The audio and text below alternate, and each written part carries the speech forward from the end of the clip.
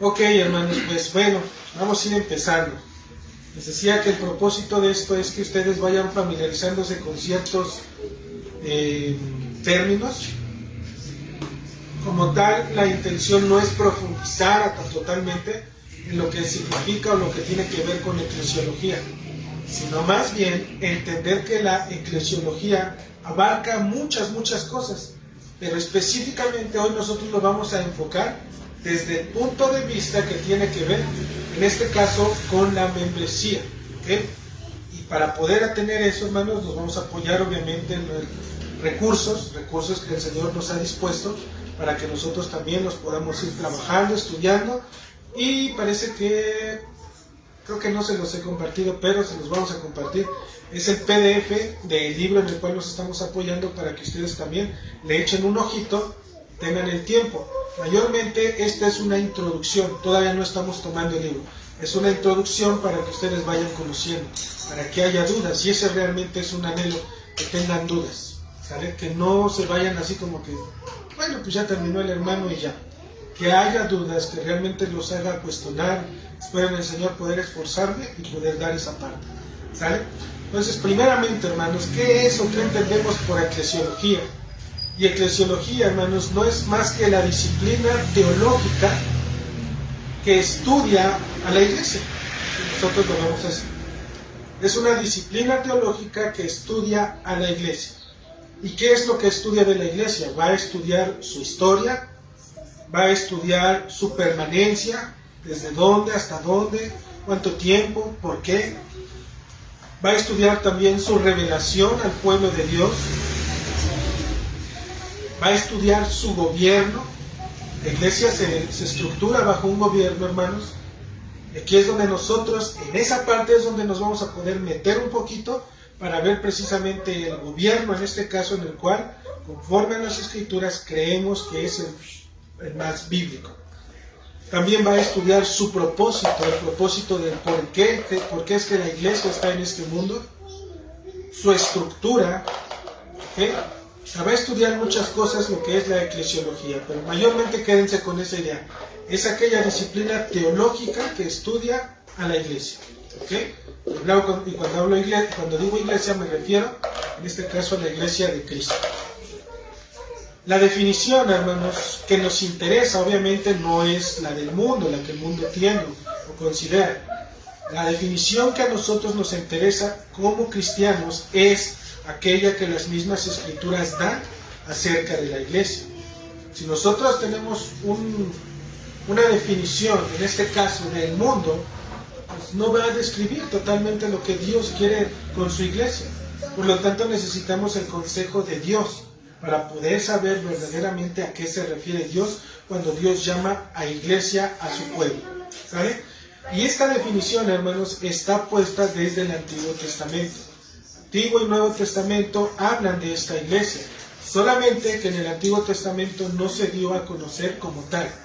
Si ustedes buscan la palabra iglesia en el Antiguo Testamento, no la van a encontrar, ¿sale? Como tal, no la van a encontrar.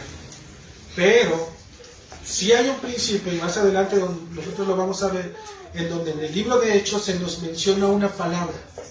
Ahí hay una palabra, hermanos, en donde el autor del libro de Hechos nos da a entender que en ese momento, en el Antiguo Testamento, había una iglesia, ¿ok? Entonces, primeramente, en el Antiguo Testamento hay una palabra hebrea que se conoce con el nombre de Kahal. Esta palabra Kahal, como les decía hace ratito, Q, no Hakal, sino Kahal, Q-A-H-A-L. Kahal quiere decir asamblea o congregación, ¿vale? Asamblea o congregación. Y para ello, hermanos, les voy a pedir que puedan ir a sus Biblias, en el Génesis, en el capítulo 28,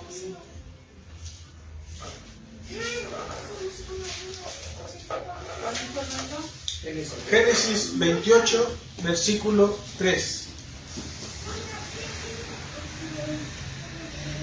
Esa palabra está ahí puesta, hermanos. Y si nosotros nos vemos, si nosotros entendemos un poquito de esto, de lo que estamos leyendo en Génesis capítulo 28, nos va a hablar acerca de cuando Jacob está huyendo de su hermano Esaú, tiene miedo de él. Entonces pues, Jacob está con su familia. Entonces en el versículo 1 va a decir, miren, dice, entonces Isaac llamó a Jacob y lo bendijo y le mandó diciendo, no tomes mujer de las hijas de Canaán, levántate, ve a Padán Aram, a casa de Betuel, padre de tu madre, y toma ahí mujer de las hijas de Labán, hermano de tu madre. El 3 dice, y el Dios omnipotente te bendiga y te haga fructificar y te multiplique hasta llegar a ser multitud de pueblos. Esa palabra multitud de pueblos, hermanos, se traduce en este caso como multitud, pero ahí está la palabra caján. Y si nosotros conforme a la interpretación que acabamos de escuchar, quiere decir que es una asamblea, conforme a una asamblea. En este caso, una asamblea está compuesta. ¿Se han escuchado cuando dicen, por ejemplo, me acuerdo de la hermanita Eva cuando dice, vamos a ir a la reunión, ¿no? Parece de aquí de Yolama, algo así dice, reunión del agua, así. Pero también se les conoce como asambleas, ¿sí? Y normalmente las asambleas están compuestas ¿de qué? De varias personas, no solamente es una, son varias personas con un propósito principal, un propósito único. Y en este caso, cuando vamos a una asamblea, por ejemplo, tomando el ejemplo de la hermanita Eva, de la asamblea para poder atender el tema del agua, nadie va a tratar ahí sus temas personales. No van a poner ahí temas que no tienen que ver nada con lo que está siendo convocada la asamblea. En este caso tiene el mismo propósito. La asamblea a la cual el Señor está, en este caso congregando, tiene un propósito, ser fructificada y ser multiplicada. Y esa es precisamente también la misión de la iglesia. Sea fructificada al poder tener fruto. ¿A qué me refiero? A que podamos ser muchos, ¿sí? Pero de la misma esencia, ¿sí? Muchos que llevemos el mismo fruto. Y en este caso el fruto que nosotros damos, por obra del Espíritu Santo, es precisamente ese, el fruto del Espíritu. Entonces cuando la iglesia se reúne, normalmente nos identificamos como una asamblea congregada con un propósito. ¿Para qué? Para hablar de un mismo tema. ¿Cuál es el tema en este día del Señor? Cristo, nuestro Señor Jesucristo. ¿Sale? En Génesis capítulo 49,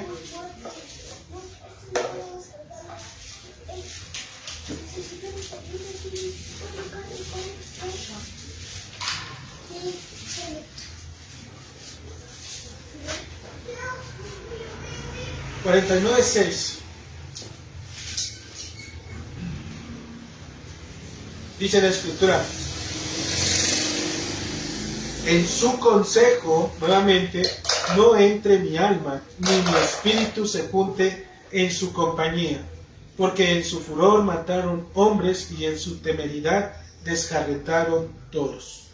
Jacob, hermanos, en este texto está llamando para poderles declarar lo que había de acontecer. Y nuevamente, Jacob está llamando ¿a qué? A una asamblea, a ese grupo de personas que está con él, que son parte del pueblo de Dios, para darles a conocer la voluntad de ¿quién? La voluntad de Dios. Entonces, cuando nosotros lo traemos a la iglesia es un grupo de personas que estamos aquí reunidas para darnos a conocer y declarar ¿quién? La voluntad de ¿quién? De Dios. Es el mismo principio que estamos viendo en esta parte. En Deuteronomio capítulo 9,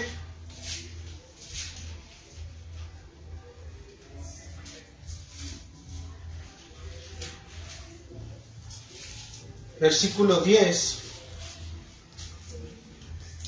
dice la Escritura, hermanos, Deuteronomio capítulo 9, en el versículo 10. Y me dice el Señor, y me dio Jehová las 2 tablas de piedra escritas con el dedo de Dios. Y en ellas estaba escrito según todas las palabras que os habló Jehová en el monte, de en medio del fuego, el día de la asamblea. Nuevamente vemos esa palabra, cómo se está traduciendo ahí, como asamblea directamente. Y otra vez la asamblea está reunida en ese momento, ¿para qué? Para que el Señor dé a conocer la voluntad que estaba escrita según todas las palabras que habló el Señor. Si se dan cuenta, hay un principio ahí, hermanos. ¿Qué principio es? Es un grupo de personas, un propósito, reunidas en un lugar, atendiendo la voz de ¿quién? De Dios. ¿Sale? Eso es lo que es una iglesia, si nosotros lo vemos así. Y ese es el principio que nosotros hacemos cuando venimos a este lugar, hermanos. Somos llamados, somos convocados, ¿para qué? Para poder, en asamblea, es decir, como congregación, como grupo de personas, estar reunidas en un solo lugar para poder escuchar la voz de Dios, la voluntad del Señor. Por lo tanto, la iglesia tiene un principio, y ese principio es que debe de estar reunida en un lugar bajo la convocación de Dios. Y cuando digo bajo la convocación de Dios, hermanos, mayormente nos referimos es que cuando la iglesia es convocada, la iglesia, ¿qué es lo que debe de hacer? Ahora sí que por obediencia. Sería hasta como las 3. Debe de reunirse. Debe de reunirse, hermanos. Porque en ese momento, cuando los hombres eran llamados a escuchar la voz del Señor, no sé si ustedes recuerdan que el Señor les da unas trompetas. Y en esas trompetas les dice, cuando toques una de estas trompetas es para congregarme al pueblo. Pero cuando tengas 2 trompetas, cuando el sonido sea diferente de las trompetas, entonces prepárense, ¿sí? Prepárense, ¿por qué? Porque es tiempo de marchar, es tiempo de la guerra. Entonces los que están convocados identifican el sonido de la trompeta, ¿sí? Si alguien viniera y no conoce el sonido de la trompeta y se toca la trompeta, ¿ustedes creen que esa persona conoce o sabe qué es lo que tiene que hacer? No. ¿Por qué? Porque no ha sido convocado, ¿sale? La iglesia debe de ser convocada, y en este caso, ¿quién es el que nos convoca a nosotros? Cristo. Pero Cristo lo hace de una manera. ¿Cómo es que lo hace? A través del orden de su propia iglesia. Y en este caso, la iglesia es convocada cuando el pastor llama a la iglesia para poder entrar en adoración al Señor. Si el pastor, en este caso, llama a la iglesia y dice, hermanos, necesitamos reunirnos por tal o cual circunstancia que creo pertinente podernos congregar para poder tratar, los hermanos deben forzosamente ver la manera de poderse reunir, porque el que está convocando, ¿quién es? Aquel que el Señor ha puesto al frente de la iglesia. Imagínense a Moisés, quien era la persona que convocaba, que las personas le dijeran, aquí hay que ir, no, pues nos citaron. Pues, ¿puedo faltar? ¿Qué creen que les diría en estos casos a estos hombres? Por supuesto que no podían faltar. Debían de estar totalmente entregados en ese momento a poderse reunir. ¿Sale? No era como que una opción, hermanos. En Primera de Reyes, capítulo 8,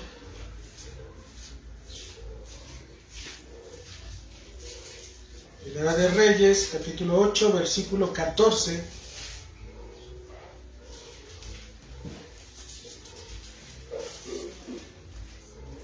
Dice la Escritura, hermanos, y volviendo el rey su rostro, bendijo a toda la congregación de Israel. Toda la congregación de Israel estaba de pie. ¿Qué estaba haciendo el pueblo ahí? ¿Estaba qué? Congregado. ¿Sí? Estaba congregado, hermanos. Aquí la palabra cajal se traduce con el nombre de congregación. Y se va a tratar acerca de la convocación que Salomón había hecho al pueblo de Israel. Nuevamente, hay uno que está convocando. Hay uno que está enfrente, que está diciendo, pueblo, en ese caso, pueblo de Israel. Y entonces el pueblo de Israel se presenta delante del hombre. No es delante del hombre, hermanos. Es atendiendo la voz de aquel que está hablando, en este caso, del Señor. ¿Sale? Él es el que nos está llamando, Él es el que nos está reuniendo. Y entonces, cuando nosotros nos reunimos como iglesia, no se atiende, hermanos, a la voz del hombre, se atiende al mandato de Dios. Al mandato de Dios. Por eso es que en ocasiones, hermanos, cuando llegamos a preguntar bueno, ¿y por qué no viene o por qué no asiste? Es porque a una persona, en este caso, que no asiste o que falta, todavía no tiene ese discernimiento de quién es aquel que está hablando, de quién es aquel que está convocando, ¿sí? El que lo está diciendo es ¿quién? El Señor. Es la voz de Dios, ¿sí? Es la voz de Él la que está diciendo, vengan y reúnanse. Y es lo que decíamos, de lo que estábamos escuchando hace ratito, cuando decía que en aquel tiempo los extranjeros, los eunucos, dice, serán parte de mi pueblo, dice, y ellos guardarán mi día de reposo. ¿Qué es guardar el día de reposo? Es tenerlo siempre en mente, que este día es un día para el Señor. Es un día para Él. Y todo parte ¿desde dónde? Desde que somos convocados. Desde ese momento. También, hermanos, no se trata de que un día el pastor llegue y diga, se me antoja tener una reunión con los hermanos y ahorita a las 3 rápido aquí en mi casa. No va a ser así. Siempre hay un orden. Siempre deben de ver, se deben de priorizar las cosas. ¿Sale? Salvo aquellas que obviamente sí requieran algo muy puntual, se tendría que hacer. Pero dando las explicaciones obviamente correctas. No nada más porque en este caso al pastor se le antojó, tiene que hacerlo. Siempre, ¿por qué? Porque en ocasiones los hermanos van a estar en donde, normalmente ¿dónde están los hermanos en la tarde? En sus casas, atendiendo, en el trabajo, haciendo alguna otra circunstancia, algún otro deber. Entonces no es como que nada más porque yo quiero, sino que debe de buscarse un espacio para poderse atender. ¿Sale? En el Salmo 22, hermanos, también hay otra aplicación. Salmo 22. Dice la Escritura, anunciaré tu nombre a mis hermanos. En medio de la congregación, ¿qué? Te alabaré. En medio de la congregación te alabaré. Nuevamente esa palabra está ahí como congregación. Y la congregación de manera reunida, ¿qué es lo que hace? Dice el texto, alaba. Ya la congregación de manera unida, de manera formal, reunida, entran en adoración. ¿Qué es lo que hacemos como iglesia cuando estamos reunidos? Damos la bienvenida y entramos al tiempo de los himnos. Estamos adorando, alabando. Es parte de la esencia precisamente de poder permanecer en lo que tiene que ver con una congregación. Ahora, hermanos, no cualquier reunión tiene que ser precisamente, en este caso, ¿cómo decirle? No cualquier reunión tiene un principio para el cual nosotros podamos reunirnos para estar adorando al Señor. ¿Sale? Podemos reunirnos para tomar un café. Podemos reunirnos para tener alguna actividad. ¿Sale? Ojo, no es que digamos, bueno, no estamos adorando al Señor en este momento, me comporto como quiero. No es así. Siempre tener en esta parte el carácter cristiano, la vida cristiana, pero sabemos que no toda reunión tiene que ver con ¿qué? Con algo que tenga que ver con el Señor. Para eso en el Salmo 26, capítulo 5, dice la Escritura, aborrecí la reunión de los malignos y con los impíos nunca me sentí. La palabra, nuevamente, está ahí donde dice reunión. Si nosotros decimos, bueno, cajal tiene que ver con todo lo que tiene al Señor, vemos que no siempre es todo lo que tiene que ver al Señor. ¿Por qué? Porque dice que ahí aborreció la reunión de ¿quiénes? De los malignos. Y en ellos, dice, con los impíos nunca me senté. ¿Ok? No toda reunión tiene que ver en este caso con tratar asuntos de la iglesia. Estas son palabras, hermanos, que nosotros podemos encontrar en el Antiguo Testamento. Como decíamos, mayormente responden a lo que es una asamblea o una congregación. ¿Con qué propósito? De ser reunidos como asamblea, de atender el llamado que Dios ha puesto en la persona que ha dejado en ese lugar para escuchar la voluntad de Dios y también en el último texto que vimos de Salmos, para poder alabarle. Porque ese es el principio, conocerlo y alabarlo. Y es lo que nosotros hacemos en la iglesia. Conocemos a través de la palabra de Dios y alabamos a ese Dios que se ha dado a conocer. Y fuera de eso, hermanos, no hacemos otra cosa más que eso. ¿Ok? Y obviamente cuando digo conocer, pues está todo el principio de cómo Dios nos manda a vivir en esta vida como cristianos. Ahora, hermanos, la palabra iglesia también se encuentra dentro del Nuevo Testamento. Dentro del Nuevo Testamento se va a utilizar el término eclesia. Eclesia va con doble K, así como suena, eclesia. Y quiere decir, según en este caso su etimología, ¿qué es una etimología, hermanos? Es aquella rama de la lingüística que estudia a las palabras. Normalmente existen palabras que en su momento se conocen bajo un contexto, pero que a través de la deformación o la variación de esta palabra, finalmente esa palabra termina significándose otra cosa después de unos años. Entonces la etimología lo que hace es estudiar la raíz de la palabra y sus variaciones de cómo es que ha sufrido esa palabra a través de la historia y ver qué es lo que realmente quiso decir el autor en su contexto. ¿Sale? Para que nosotros podamos identificar eso, hermanos. Entonces, ¿qué significa eclesia? Eclesia aparece 115 veces en el Nuevo Testamento. Ya desde ahí nos dice algo, que la palabra eclesia tenga que aparecer 115 veces. Y el término se deriva primeramente como ek, E-K, así, ek. Y quiere decir fuera de o hacia afuera. Esa palabra ek quiere decir fuera de o hacia afuera. Y después también está estructurada por la palabra, así como suena, kaleo, que es K-H-A, kaleo, K-H-A. ¿Qué quiere decir kaleo? Quiere decir llamar. Entonces la composición de eclesia, hermanos, al poder nosotros tener estos dos significados, fuera de o hacia afuera, y llamar, no es otra cosa más que llamar fuera. ¿Sí? Llamar fuera. Y en este caso, ¿a quién creen que está llamando a salir fuera? A nosotros. A los creyentes. Por eso es que nosotros somos, ¿qué? Iglesia, porque estamos llamados a salir fuera.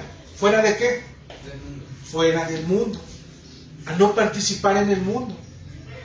Por eso el Señor llama a su iglesia, ¿a qué? A que salga de ese mundo para no vivir como el mundo, ni tener que comportarse como el mundo.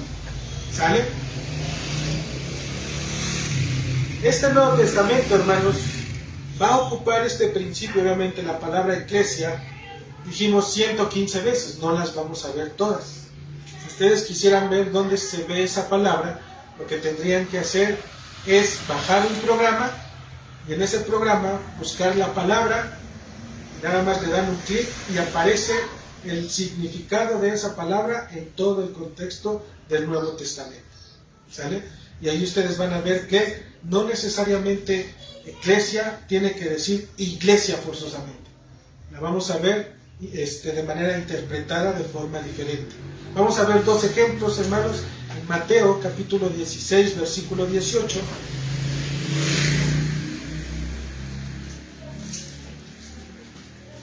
¿Sí me van siguiendo hasta aquí, hermanos? ¿Todo bien? ¿Todo tranquilo? Excelente.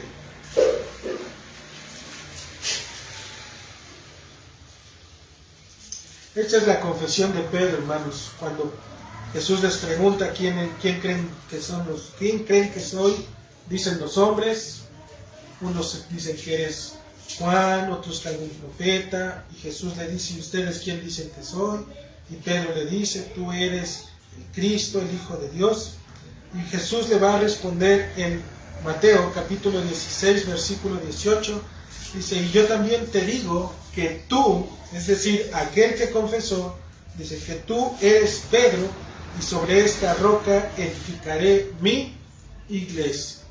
Ahí se tradujo literalmente como iglesia. ¿Sale? Ahí está la palabra eclesia, y al poderla traducir, la tradujeron como iglesia. ¿Ok? Entonces, aquí, hermanos, hay algo importante. Aquí la palabra que está usando nuestro Señor Jesucristo se refiere a la iglesia en general. ¿Sale? Habla de una iglesia en general. No habla de una iglesia local, es decir, de un solo lugar, en una sola nación, sino, dice el Señor, y sobre esta roca edificaré a mi iglesia. ¿Ok? Y con eso quiero darles a entender, hermanos, que nuestro Señor Jesucristo está hablando de manera universal, del cuerpo entero. ¿Ok? Hay una iglesia universal, que es la composición de todos los creyentes que hoy en vida se reúnen, pero también de todos los creyentes que en su momento ya han muerto en la carne, pero están en la presencia de Dios. A esos santos que el Señor llamó son parte también de la iglesia universal de nuestro Señor Jesucristo. A todos ellos nos llama como iglesia. ¿Okay? Y en Romanos capítulo 16,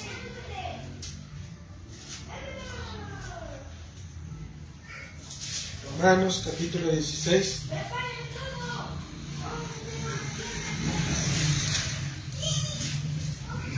quiero que vean, hermanos, cómo también nuestro Señor Jesucristo le da el nombre a iglesia, a un grupo más reducido, ya no tan amplio como la iglesia universal, sino a un grupo más reducido, más pequeño, un grupo que cabe inclusive en 4 paredes.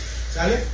Dice Romanos 16:1, os recomiendo además nuestra hermana Febe, la cual es diaconisa de la iglesia en Cencrea. ¿Dónde estaba la iglesia? En Cencrea. ¿Cuántos habitantes había en Cencrea? No lo sabemos, ¿verdad? Pero es una iglesia que estaba en un solo lugar. Por eso el Señor nos dice, esta iglesia en la cual pertenece nuestra hermana Febe está en Cencrea. Y si nosotros vamos leyendo, hermanos, las cartas de Pablo a los Corintios, a los Colosenses, a los de Éfeso, a los de Filipenses, siempre va a saludar y les dice, os saludo a la iglesia que está en Colosas, que está en Filipos, que está en Galacia no lo saludó, ahí lo reprendió. En su casa, inclusive, de manera inclusiva también, en su casa. ¿Por qué? Porque la iglesia también es un grupo pequeño, hermanos. Un grupo pequeño, pero, consideren esto, que se reúne con un propósito. Acuérdense, hay un propósito. No porque nada más nos reunamos todos y creamos en Cristo, somos una iglesia. No. ¿Por qué? Porque eso normalmente lo hace cualquier familia. Si nosotros nos ponemos a pensar, hermanos, hay hermanos que tienen a su familia en sangre, que se reúnen en una casa. Se reúnen a convivir, a comer, a pasarla bien. ¿Eso podría ser una iglesia? No puede ser una iglesia. ¿Por qué no puede ser una iglesia? Porque no se están reuniendo con ese propósito. ¿Quién los convocó a ellos? No hay un pastor entre ellos. No hay quien les diga, hermanos de la iglesia de tal, vamos a reunir en la casa del hermano tal, porque vamos a hacer esto para la gloria de Dios. No hay ese principio. Ese principio, recuerden que lo vimos en el Antiguo Testamento. Grupo, reunido, como asamblea, como congregación, incitados o convocados por aquel que Dios llamó para poder poner delante de ellos y posteriormente darles a conocer su voluntad, la cual reveló a través de su palabra, y en comunión todos juntos adoraban al Señor. Eso es lo que hace la iglesia, hermanos. De eso se trata la iglesia. Por lo tanto, un grupo pequeño que está en un lugar, si no es convocado, no hay palabra de Dios, no son edificados, no se reúnen para poder, en este caso, exaltar y bendecir y cumplir la obra de Dios con los propósitos que Dios ha mandado, no es una iglesia. Solamente es un grupo de hermanos. ¿Ok? Un grupo de hermanos. Referente al cuerpo de Cristo, hermanos, o a la iglesia universal, también tenemos en Hechos, si pueden ir a Hechos, capítulo 7, en el versículo 38. Fíjense qué es lo que dice el autor. ¿Quién fue el autor de Hechos? Lucas. Lucas es el autor de Hechos. Y Lucas nos va a dar a entender, o nos va a dar una pista, hermanos, de qué es lo que el Señor estaba haciendo desde antes en el Antiguo Testamento. Desde antes, hermanos, ¿ustedes han buscado o han visto la palabra iglesia en el Antiguo Testamento? No está. ¿Sí? Si nosotros la buscamos, no está y no la vamos a poder encontrar. ¿Sale? Pero hay un texto, hermanos, que nos da a entender que realmente no es la palabra, sino lo que ellos estaban haciendo y los propósitos para los cuales estaban reunidos. Dice Hechos capítulo 7 en el versículo 38. Escuchen. Dice, este es aquel Moisés que estuvo en la congregación en el desierto con el ángel que le hablaba en el monte Sinaí y con nuestros padres, y que recibió palabras de vida para darnos. La palabra congregación que ustedes ven ahí, cuando dice, este es aquel Moisés que estuvo en la congregación, esa palabra congregación se tradujo, en este caso, bueno, más bien, congregación viene de esta palabra eclesia, y en este texto se tradujo como congregación. ¿Qué nos está diciendo el autor? Que en aquel tiempo, cuando Moisés estaba en el desierto, junto con la congregación, y mientras el ángel les hablaba en el monte Sinaí, había una congregación, es decir, había una eclesia, es decir, había una iglesia. ¿Sí? Este es el principio, hermanos, por el cual nosotros podemos ver que realmente sí había una iglesia. No lo vamos a encontrar con esa palabra en el Antiguo Testamento. Para ello hay que irnos al idioma, en este caso original. Y en el contexto del idioma original quiere darnos a entender que en ese lugar, el pueblo reunido, escuchando al Señor, convocados y adorando a Él, había una congregación, es decir, una iglesia. ¿Sale? Había una iglesia en aquel lugar, hermanos. ¿Quién nos los dice? La palabra de Dios. ¿Quién? Lucas, inspirado por la obra del Espíritu Santo. Por lo tanto, el Espíritu Santo aprueba que el pueblo que en ese momento estaba reunido era una iglesia. Una iglesia reunida bajo, ¿sí?, una dispensación diferente a la que hoy tenemos en Cristo. Porque en aquella primera iglesia, hermanos, del Antiguo Testamento, ¿quiénes podían ser parte del pueblo de Dios? ¿Sí se acuerdan quiénes eran? El pueblo de Israel, ¿verdad? Ellos eran exclusivamente los que eran el pueblo de Dios.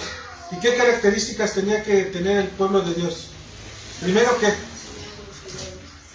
nacer primero en el pueblo de Israel, descender del pueblo de Israel y ser circuncidados. Y posteriormente guardar, obviamente, en ese caso, toda la ley. Ellos eran el pueblo de Dios, la iglesia, en esa dispensación. Ahí inclusive los pequeñitos eran parte de ese pueblo, de esa iglesia. ¿Qué pasó ahí? Podríamos decir que en ese momento, tanto creyentes como no creyentes podían ser parte de la iglesia en ese momento. Por eso es que ahora en Cristo, hermanos, ¿qué se requiere para poder ser parte de la iglesia? Creer forzosamente. Y aquí ya es donde se entran en temas de debates y demás, porque dicen que los niños son parte a través del pacto de los hermanos presbiterianos. Ellos creen que los niños forman parte todavía de ese pacto, tienen sus bases teológicas, tienen por supuesto sus argumentos. Cuando los escuchamos nos podrían llegar a convencer y demás, pero también tenemos la otra parte, que nosotros creemos por las Escrituras, que solamente aquellos que creyeron, dice el texto, fueron añadidos. Los únicos que creen fueron añadidos. Entonces, ese es el principio, hermanos, en donde nosotros podemos ver que realmente en el Antiguo Testamento había una iglesia. Y esa iglesia estaba compuesta mayormente por el pueblo y exclusivamente por el pueblo judío. ¿Okay? Ya en la dispensación de Cristo viene esta parte en donde Dios nos da a conocer realmente lo que significa ser parte de la iglesia de Dios. Finalmente, hermanos, tenemos que la iglesia es, si nosotros lo queremos ver así, la asamblea de hombres que han sido llamados a salir fuera del mundo para servir en mutuo acuerdo y bajo los principios establecidos por Dios a través de Cristo como cabeza. ¿Sale? ¿Quién es o qué es la iglesia? Simplemente es una asamblea de hombres reunidos. ¿Se acuerdan? Vivir, caminar juntos, ¿ok? Bajo los principios que Dios ha establecido, es decir, bajo su palabra. Y una vez que tenemos todo eso, se reconoce obviamente como Cristo como la cabeza.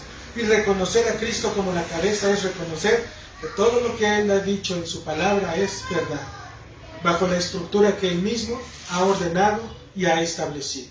¿Sale? El principio bíblico, hermanos, de esta parte nosotros lo podemos ver en Hechos capítulo 2, versículos 41 y 42. Esa es la manera en la cual nosotros podemos ver a una iglesia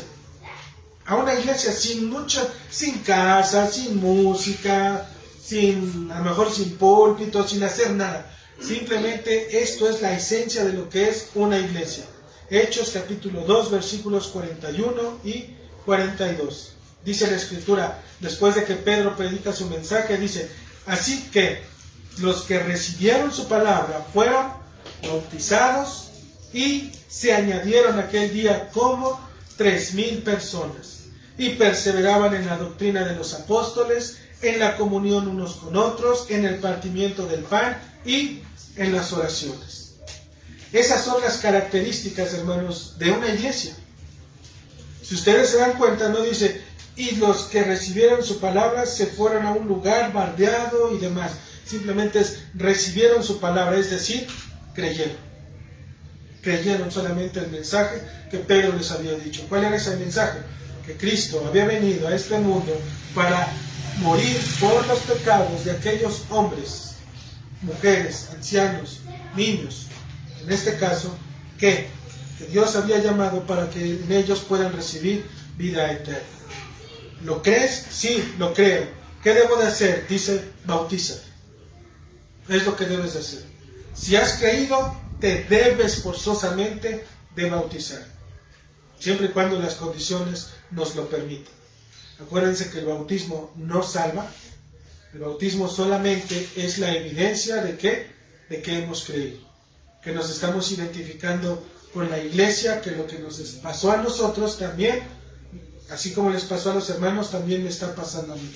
Y bajo esa comunión yo también quiero caminar con ellos, siendo un hombre o mujer bautizado. ¿Ok? Y dice que en ese momento, después de que se añadieron, es decir, a la par, se añadieron. ¿Qué entendemos por añadir, hermanos? ¿A qué le suena la palabra añadir? ¿Cómo? Agregar, unir, ser parte. ¿Verdad? Bueno, sí, la membresía. Pero, ¿qué pasaría, hermanos, si dijera: así que los que recibieron su palabra fueron bautizados, y no estuviera esa parte de y se añadieron? Creo, me bautizo, y eso es todo. Pero el Señor nos dice que se bautizaron, creyeron, se bautizaron, y en ese momento fueron añadidos a la iglesia, al cuerpo, ¿sí? A la comunión de los santos. ¿Por qué? Imagínate un cristiano que cree, se bautiza y anda solo. ¿Sería un cristiano verdaderamente? No tiene iglesia, no tiene pastor, no comulga con la iglesia local, no participa de los sacramentos. Bueno, en este caso se bautiza, pero no participa de la Santa Cena. ¿Creen que verdaderamente esté cumpliendo el mandato del Señor? No lo está cumpliendo. Puede creer, puede tener un testimonio, pero si no se añade, hermanos, hay un problema con eso. Porque entonces, ¿cómo sabemos que realmente es un cristiano? ¿Quién realmente, por ejemplo, si yo les dijera aquí: oye, soy cristiano, pero fuera la primera vez que ustedes me conocen, ¿qué tendrían que ustedes ver en mí para poder identificar si realmente soy un cristiano? Tiene que haber un testimonio. Que poderme decir: oye, hermano, A lo mejor es la tercera, cuarta vez que nos visitas. Excelente. Oye, si no te incomoda, ¿cómo te salvó el Señor, verdad? Cuéntanos. ¿Qué más? Cómo habla, porque aún nuestro carácter es diferente en el Señor. Cómo habla, su asistencia, su participación, ¿sí? Inclusive al momento de orar, al momento de dirigirnos, al atender alguna situación. Todo eso, hermanos, es parte del carácter que el cristiano se forma en Cristo. Cristo nos está transformando. Y una vez que eso pasa, ustedes cuando me ven aquí, van a decir, no, pues sí, el hermano es cristiano. Sí, pero aún el Señor nos da herramientas para poder ver si realmente es visible, ¿sí? Y en este caso es cuando viene el testimonio de los demás, de las otras personas. Por ejemplo, de mí, yo podré poder estar aquí, pero ¿a quién tendrían que ir a mí? En este caso, para poder saber si yo soy así. Con la esposa. En este caso, con la esposa. Si es un hijo, exactamente, si es un hijo mayor de edad, obviamente, no nos las pasamos con él. A lo mejor tenemos actividades cada quien en los hijos. Pero en este caso, ¿quién conoce al hijo? Los papás. Y los papás, si son temerosos en el Señor y se les dice, oiga hermano, fíjese que su hijo, su hija está queriendo. Obviamente hay hijos que todavía dependen de los padres, hermanos. Debemos de ponernos en esa situación. Porque si ya soy casado, pues no, ustedes no van a ir con mis papás, ¿verdad? Para decir, oiga, ¿cómo es en semana? Pues sabe, está en su casa con su esposa, uno podría decir, ¿no? Pero andan, ¿verdad? Tiene, pregúntale a él. Pero en este caso, por ejemplo, tratándose de hijos solteros que quieren ser y formar parte de, se va con los papás y se les pregunta. Y ellos, en el temor del Señor, deben de responder, ¿verdad? ¿Por qué? Porque obviamente están siendo parte de la iglesia.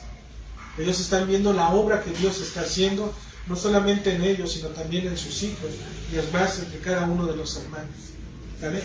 Entonces debemos de ser parte de la iglesia. Parte verdaderamente de qué? De una iglesia local en esta tierra, ¿sale? Por eso es que cuando Pablo fue comisionado, ¿quién lo apartó?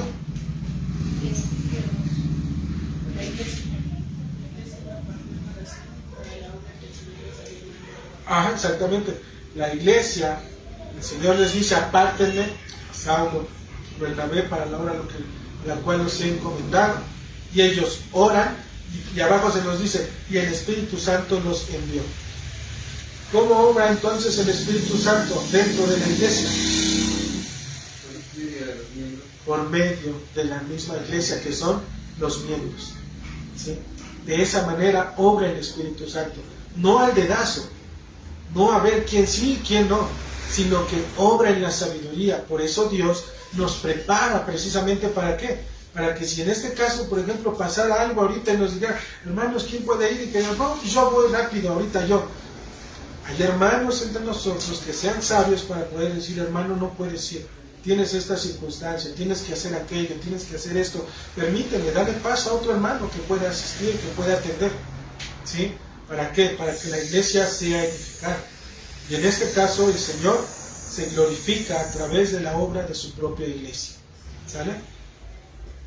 Entonces, hermanos, este principio bíblico viene en Hechos 2, 41 y 42. Creyeron, se bautizaron y fueron añadidos.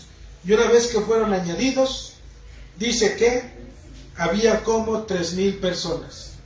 Es decir, había un registro de quién verdaderamente había creído y quién verdaderamente había sido bautizado y quién había sido añadido. Había un registro, hermanos.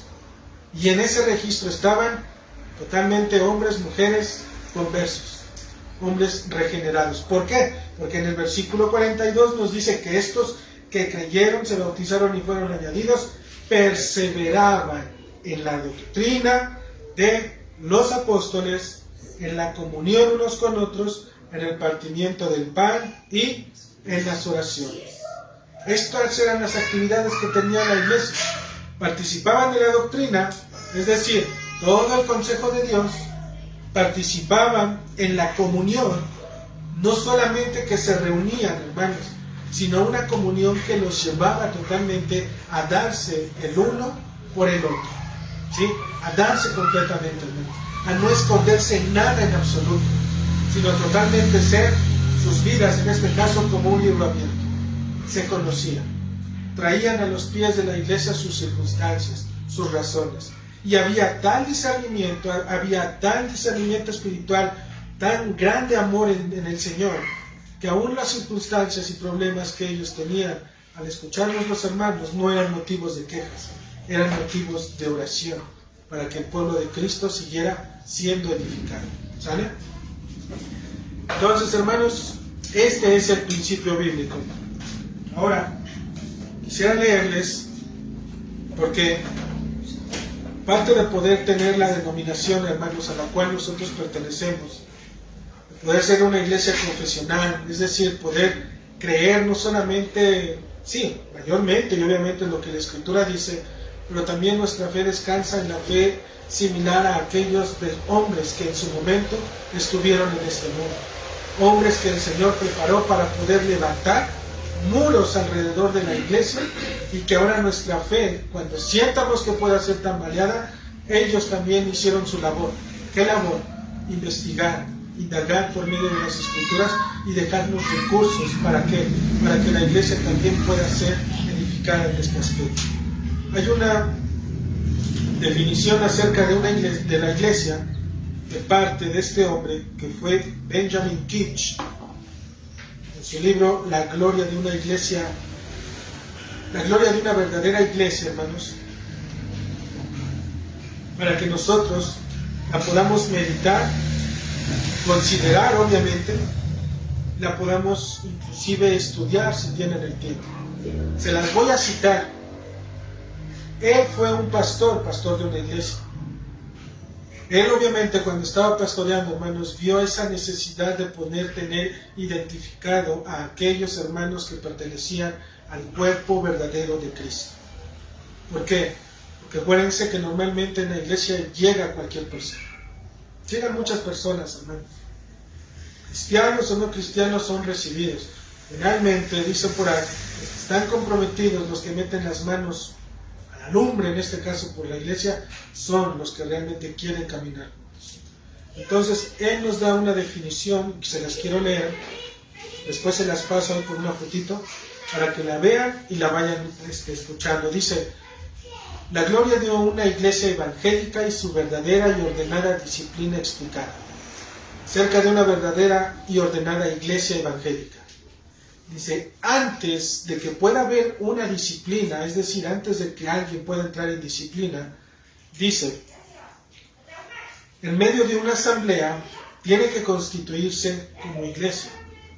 ¿Sí? Sin iglesia no hay disciplina. De una manera ordenada y regular. Debe de haber una iglesia regulada y ordenada para poder ejercer los medios que Dios nos ha dado, conforme a la institución de Cristo en el Evangelio. Dice el número 1, dice, una iglesia de Cristo conforme a la institución del Evangelio, dice, es una congregación,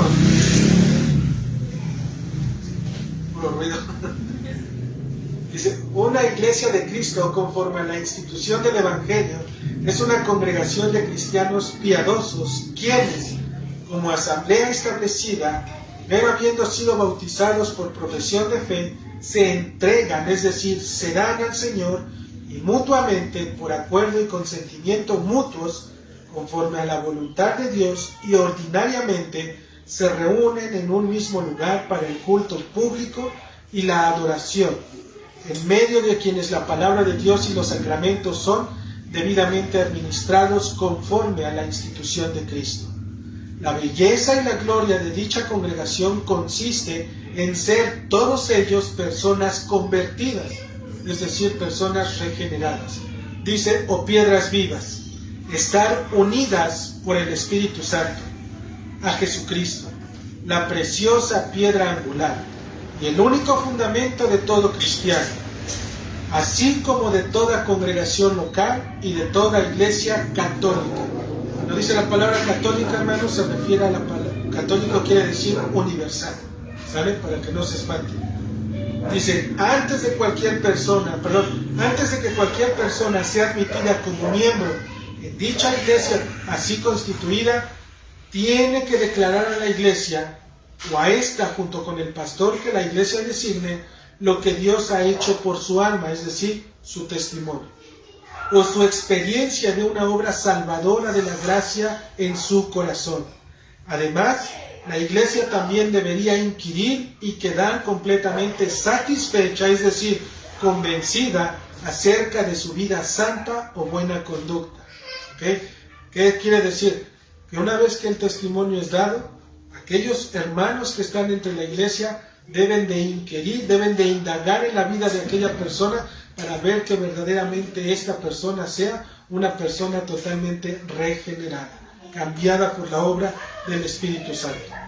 Dice, y cuando son admitidos como miembros, tienen que hacer un pacto solemne ante la iglesia para andar en el compañerismo de esa congregación local y someterse al cuidado y disciplina de la misma, y andar fielmente con Dios en todas sus santas ordenanzas, y ser ahí alimentados y tener comunión y adorar allí a Dios cuando la iglesia se reúna, si es posible.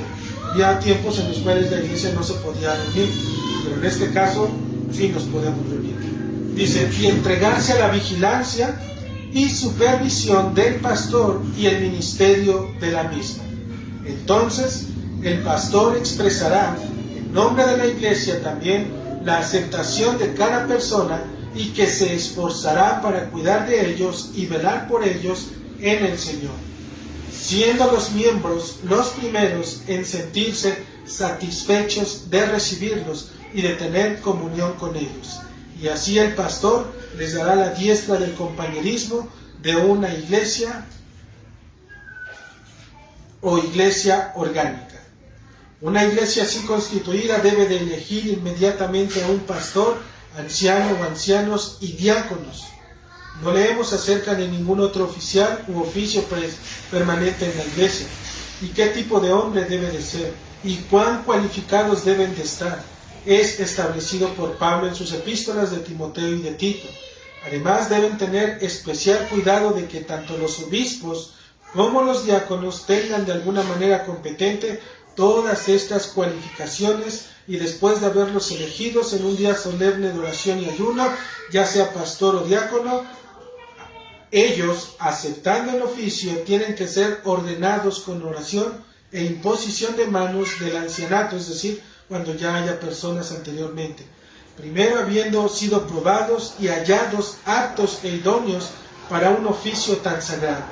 Por lo tanto, son muy desordenadas las iglesias que no tienen un pastor o pastores ordenados, al no actuar conforme a la regla del Evangelio, teniendo algo que les falta. ¿Pueden ver qué es lo que dice nuestro hermano? Él primero está estableciendo qué es una iglesia como tal. Y él dice, es un conjunto de personas que en común acuerdo acuerdan que caminar juntos. Caminar juntos en la fe en Cristo. Y después de ello, se hace que esa validación para que todo aquel que quiera entrar pueda ser observado, pueda ser en este caso visto por todo el cuerpo de los miembros, no solamente de uno, sino de los miembros. ¿Por qué? Porque si solamente los miembros lo aceptaran, y a lo mejor el pastor no lo acepta, si los miembros ganan a mano levantada, entonces ¿eso cómo se le llama cuando todos ganan? Cuando todos votan y gana la mayoría. Democracia. Pero la iglesia, hermanos, no es una democracia. No es lo que diga la mayoría. Porque si nosotros nos ponemos a pensar, ¿de quién es la iglesia? De Cristo. Y Él es el que ha dicho las cosas. Por lo tanto, nos sometemos ¿a qué? A lo que diga Cristo. Y cada una de estas cosas que leímos, hermanos, una vez que está todo eso, el autor nos llama que una vez que la iglesia está conformada por este grupo de hermanos que acuerdan caminar juntos y que ya están viviendo, en este caso para la gloria de Dios, dice inmediatamente. ¿Por qué inmediatamente? Porque se supone que si cada una en este caso la iglesia está haciendo las cosas de manera perfecta, debe de entender también que entonces hay un orden perfecto en el Señor. Y Dios ha puesto, dice, pastores y diáconos. Y en ese ejemplo es que la iglesia debe de elegir. Y mayormente lo que hoy nosotros vamos a estar viendo, hermanos, hablando de lo de las llaves del reino, es precisamente ver cuáles son las obligaciones, en este caso, de los miembros junto con los oficiales. Y vamos a terminar viendo que hay dos llaves, ¿sí?